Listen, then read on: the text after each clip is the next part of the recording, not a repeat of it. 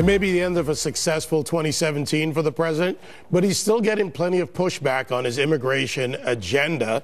Liberal California Jerry Brown, the governor, can you imagine that, continuing to defy President Trump and granting holiday pardons to 2 foreigners who are on the verge of being deported for committing crimes while in the United States.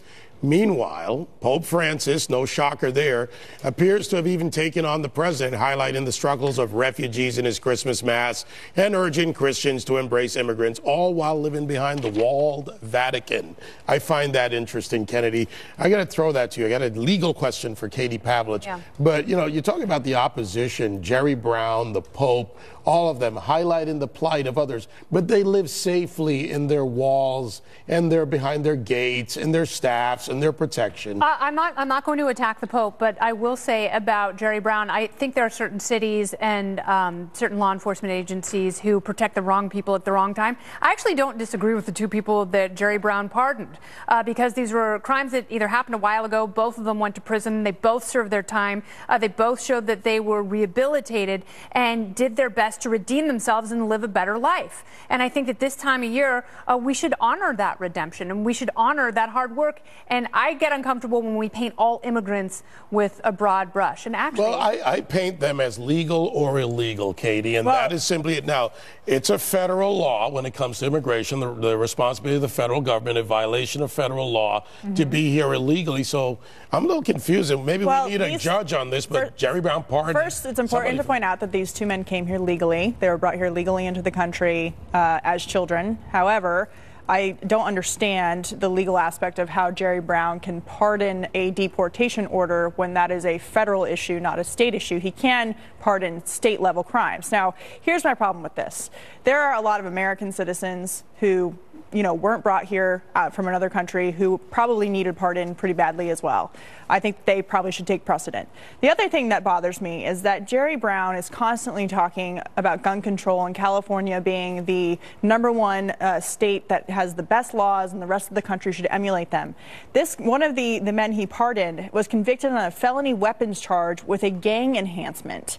And so it doesn't, you know, if you're going to pardon people who violate gun laws and yet lecture the rest of the country about theirs, I have a problem with that. Barack Obama did the same thing. So are pardons something that are used in this country for redemption? They're always used. Is this a good time of year to do it? There's no doubt about that. But if someone serves their time and has not committed crimes since they left prison, isn't that what we want from people? Isn't that part of the point of the prison system? So whether there are choices or not, I want people who are hardworking, good people to come to this country and make this country even better. That's what I want from gun enhancement laws and charges and prosecutions are not done easily by courts. They are in California. And prosecutors.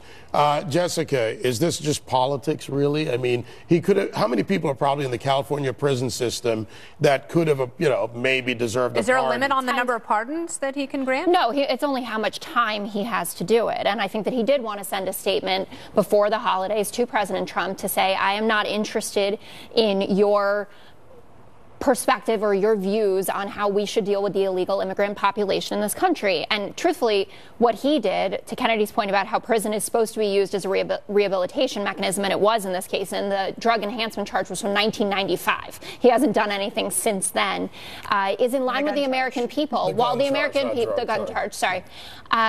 While people do want to see increased border safety and stuff like that, they don't want the 11 million that are here already to be deported. Yeah. And that's what President Trump has threatened, and that's what you're talking about. Do you think Jerry Brown should pardon Kate Steinle's murderer? After all, he's still under some charges. Well, he's committed crimes.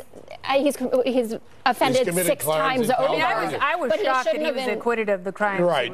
Well, that's California juries for you in San Francisco. Justice. Go ahead, Tom. Well, you make a good point bringing up that case, but I think to wrap it all together, I do agree with you, Kennedy. You have to fight certain battles, and I think you don't want to fight the right of a governor to pardon people. That's something that is going to happen, and we don't want to mess with that. Yeah. The battle to fight is on sanctuary cities and other things like that. Cities that are defying national immigration law. That's where we fight the battle, not over these individual guys who may be sympathetic. But there's also a big difference between someone who has committed a felony recently, who is not, when ICE is not informed that this person is being held, who is ready for deportation, who has committed some sort of a violent crime. Those are the people that this pushback against sanctuary cities is meant to. But the criminal aspect of this is the parallel here, right? So even though these men who were convicted, served their time in the state prison system in California, didn't commit a crime since. The parallel is that they were brought into this country, were given everything by America, and they still decided to break the law in a very violent way. Now, you fast forward to today, and Americans have put up for 2 decades, 3 decades of that, and they've had it. They've had it with allowing people to come in and to violate the laws in their communities that are violent against the people. What about people who violate laws who were born here? That's a fair point. However, but the difference is people feel like now they've been putting up with illegal immigration, and there never being a line between legal and illegal immigration, that they've had to deal with illegal immigrants getting a pass for so long. They want someone to be held accountable. Don't you think that's specifically why Jerry Brown picked 2 people who offended so long ago? I don't know why I don't know why he No, but he could have. He didn't go and pardon Kate Steinle's murderer. He didn't pick people who had been violent within the last few years. He picked people where really their main crime, at least in the eyes of immigration hardliners, is that they crossed into this country illegally in the first place. And that's the argument about those 11 million. Then we have to change the laws to allow certain people to come into this country who are good people who want to work hard. That system is broken, and that's something that Congress is incapable of addressing. Look, the Democrats, when they had the chance, didn't do a thing about immigration with that. They did Obamacare. Neither did Republicans, but finally we have a president who is apparently going to visit the wall, or the new, versions. The prototypes. Go down there, see what they are, and start building them. All right, so if you didn't get a Maserati, I don't know, I'm a Mercedes guy. You were hoping for Christmas or that shiny new set of golf clubs. Again, I'm a racquetball player. There's always next year. What am I trying to say here? How to get around that big gift letdown